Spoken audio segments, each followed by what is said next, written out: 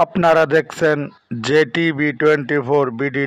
আল্লাহ তোমার কাছে আমরা তওবা করছি, আল্লাহ আমাদের তওবাকে তুমি কবুল করো। আমরা ইস্তেগফার করছি, আল্লাহ আমাদের ইস্তেগফার মাফ করো, আমাদেরকে ক্ষমা করো।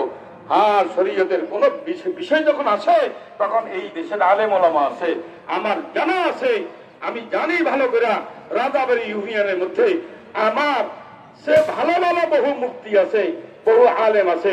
কোন বিষয় যখন আসবে তা আলেমদের শরণাপন্ন হবে। কি ভাই অসুবিধা আছে না?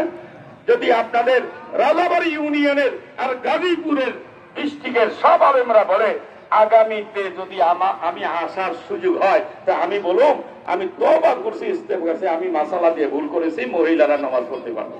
আলেন আপনাদের গাজীপুরের আলেমদের, আরে শুধু গাজীপুর নয়, সারা বাংলাদেশের সবচেয়ে বড় মাদ্রাসা হাটাজারি পটিয়া, আরে ঢাকার মধ্যে বড় বড়, ওনাদের থেকে আপনারা কেন মাসালা জিজ্ঞেস করেন নেই না করে মহিলাদেরকে আপনারা হঠাৎ করে আই না তাদেরকে হ্যাঁ আমাদের সাথে আর নামাজ পড়ে কেমনে করবো, ওদের সাথে আমাদের কাতারে মিল হবে?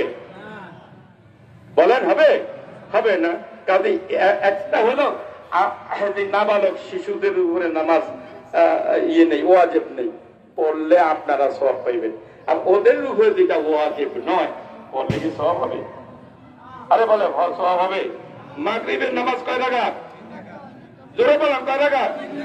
আরে বলেন 3 রাকাত। 3 রাকাত।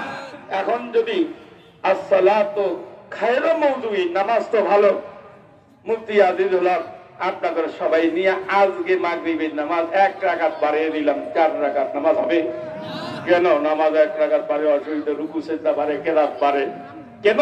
শরীয়তের বিধান হলো 3 রাকাত 4 রাকাত বাড়ানো যায় না। শরীয়তের বিধান ঈদুল ফিতর ওয়াজিব হলো পুরুষের উপরে, মহিলাদের উপরে নয়। কাজী ঘর থেকে মহিলাদেরকে বের করা শয়তানি চক্রান্ত, এই শয়তানি চক্রান্ত থেকে তওবা করা চাই আমাদের সমাজ। আমারও তওবা করা চাই। আমি কি এমন জায়গায় ঈদের নামাজ পড়তে এসেছিলাম? আমার তো ঈদের নামাজ আছে, আমি তো খতিব। আপনাদেরকে ভালোবাসি, আপনাদেরকে মহব্বত করি।